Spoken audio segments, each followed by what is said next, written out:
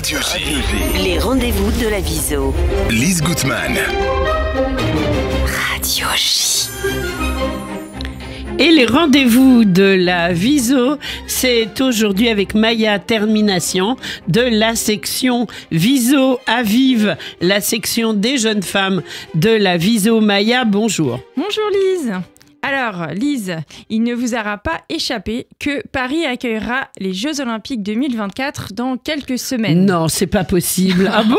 On n'en entend pas parler, on ne voit rien. C'est ça. À moins de vivre dans une caverne, Voilà. je pense que tout le monde est au courant. Et alors, comme notre émission porte sur les femmes qui osent, j'ai eu envie de dire quelques mots sur Alice Mia. Donc Alice Mia, c'est grâce à elle que les femmes peuvent participer aux Jeux Olympiques. Donc on s'en réjouit, mais ça n'a pas été simple. Elle a commencé par organiser des Jeux Olympiques 100% féminins en 1922 contre l'avis du Comité international olympique. Très macho. Voilà, charmant. Et puis ils ont eu tellement de succès, ces JO féminins, que les femmes ont ensuite été intégrées aux Jeux Olympiques classiques, sauf aux épreuves de course à pied de plus de 200 mètres. Pourquoi ? Eh bien parce que cette épreuve était en effet considérée comme trop intense, trop violente pour leur corps fragile de femme, bien sûr. Depuis, heureusement, les femmes ont poursuivi leur intégration dans le sport, dans toutes les disciplines, mais les épreuves féminines ont tout de même moins de succès que leurs homologues masculines. Alors, la question que j'ai envie de discuter avec vous aujourd'hui, c'est: le sport est-il sexiste ? Alors, pour en discuter, nous recevons Anna Felous, qui nous rejoint d'Israël. Bonjour Anna. Bonjour. Bonjour. Alors Anna, vous êtes passionnée de sport et plus précisément de basket. Vous avez lancé un magazine sportif digital qui s'appelle The Real MVP, tout attaché. Donc, alors MVIP en français, Oui. MVP oui, en c'est anglais, vrai. voilà. Et alors, racontez-nous un peu, qu'est-ce que vous couvrez dans le cadre de ce média ? Alors en fait, c'est un média que nous avons lancé avec des amis en France. Et en fait, on s'est toujours intéressé avec ces amis-là à l'histoire dans l'histoire. Qu'est-ce qui va amener les athlètes à arriver là où ils sont arrivés ? Finalement, la fin n'est pas ce qui nous intéresse le plus, c'est-à-dire l'arrivée, l'aboutissement de tout le travail. Nous, ce qui nous intéresse, c'est tout le chemin qui arrive jusqu'à l'aboutissement du travail.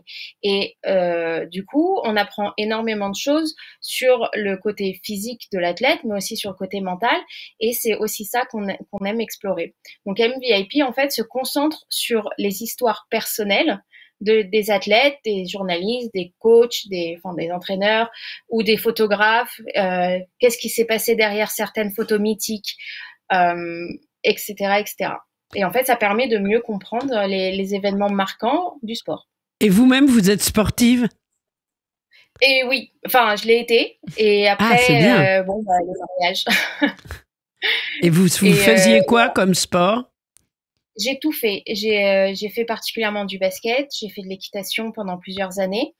Après, j'ai touché à tout. J'ai fait de la danse contemporaine, du rugby, de la boxe française.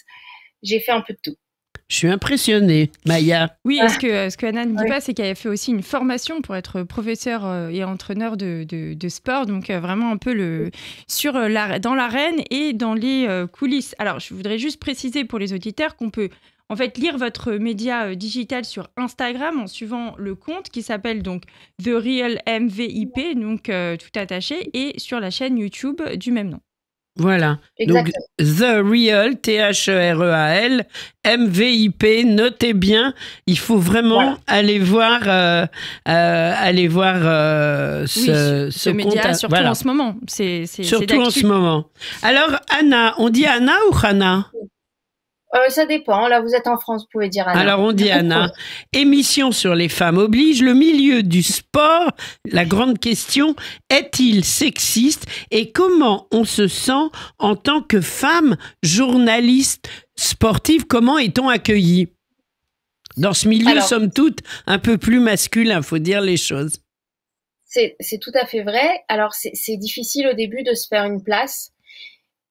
Autant quand on pratique le sport, quand on a une spécialité, on est plus ou moins accepté par nos pairs, plus ou moins. C'est un peu plus difficile. Quand on est dans le côté observateur, on reçoit toujours des phrases telles que « Mais qu'est-ce que tu connais au sport ? Retourne dans ta cuisine ». Et j'en ai reçu beaucoup. J'en ai reçu beaucoup. Ah oui, Et vraiment, je à ce sais pas, point-là. À ce Charmant. point-là. oui, oui, oui, bien sûr. Bien sûr. Ah oui, oui, il y en a eu.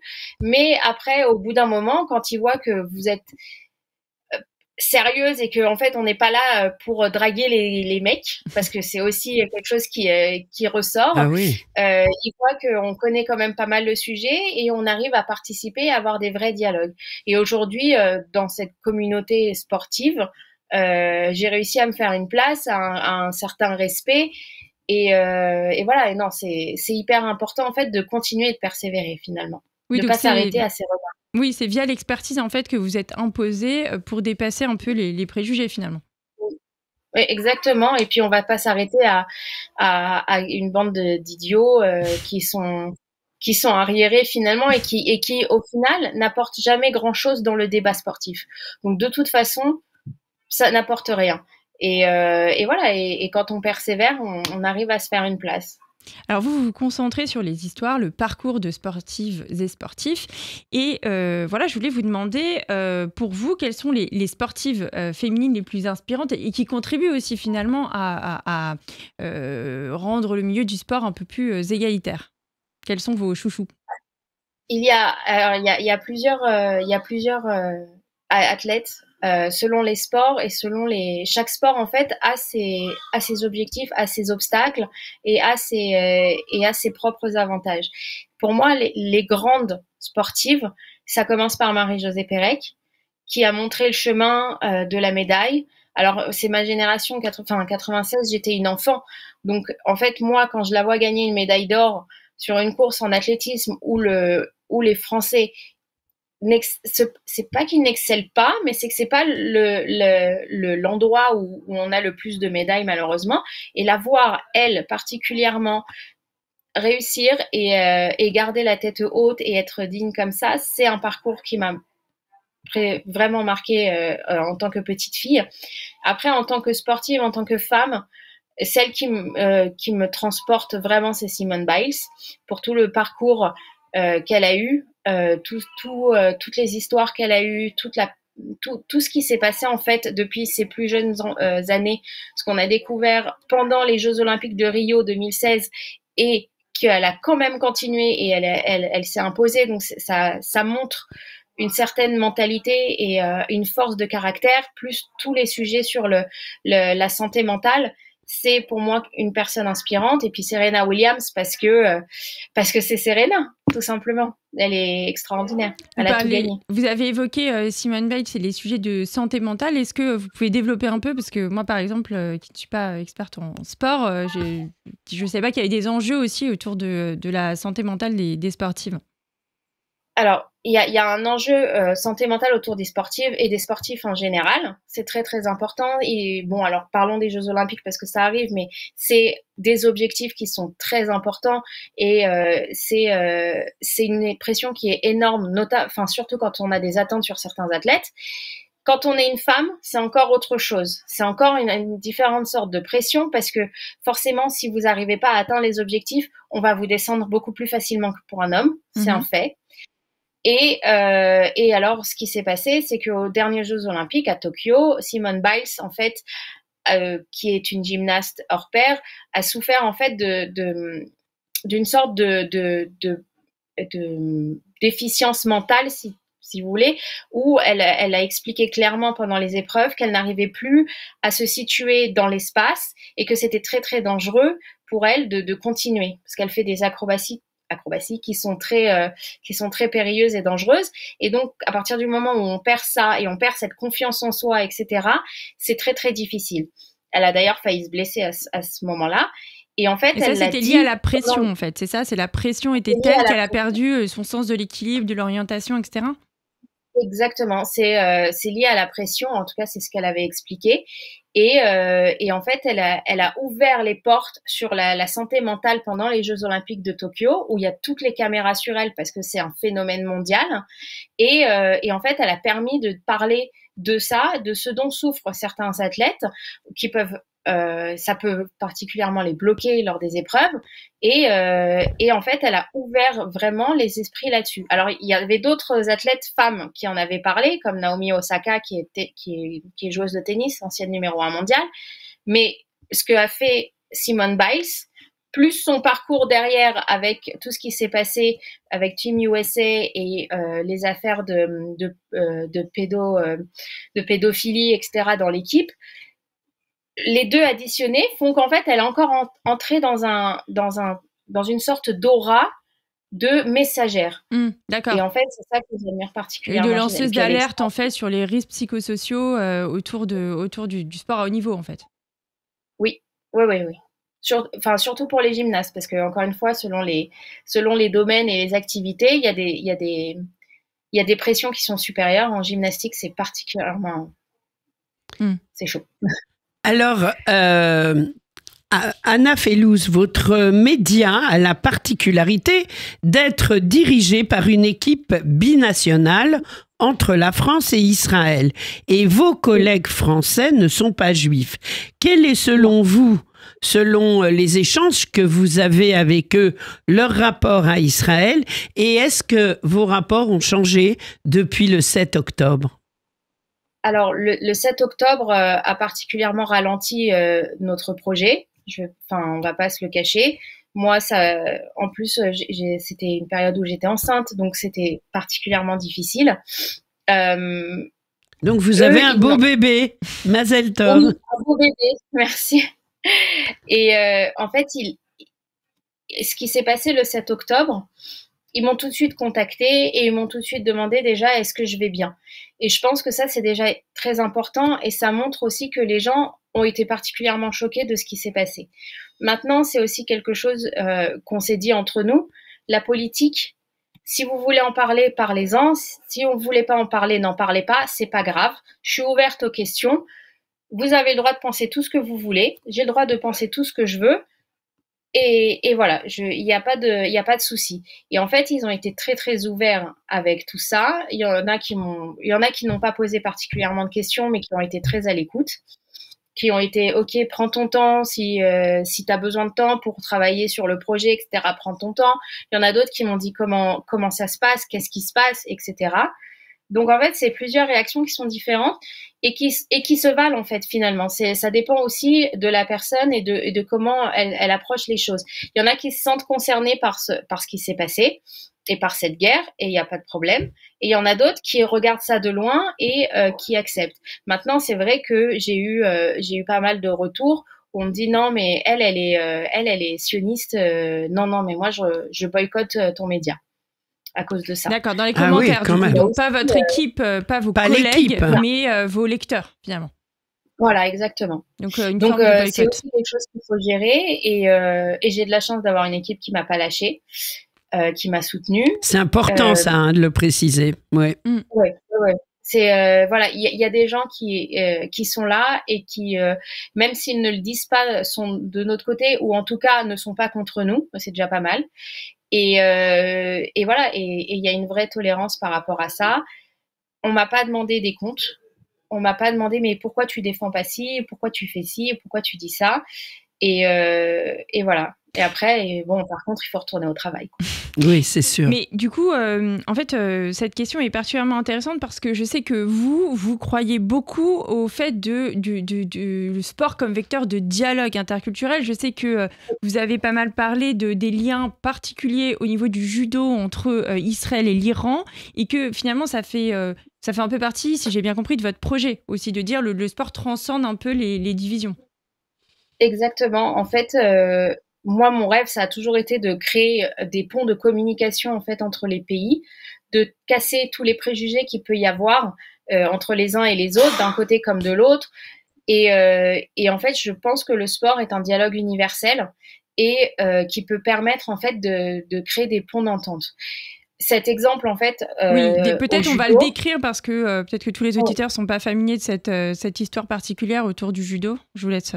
Alors oui, en fait, il y a une histoire qui a quelques années qui a été qui qui a été très médiatisé ici en Israël et peut-être un peu en France, j'en sais rien.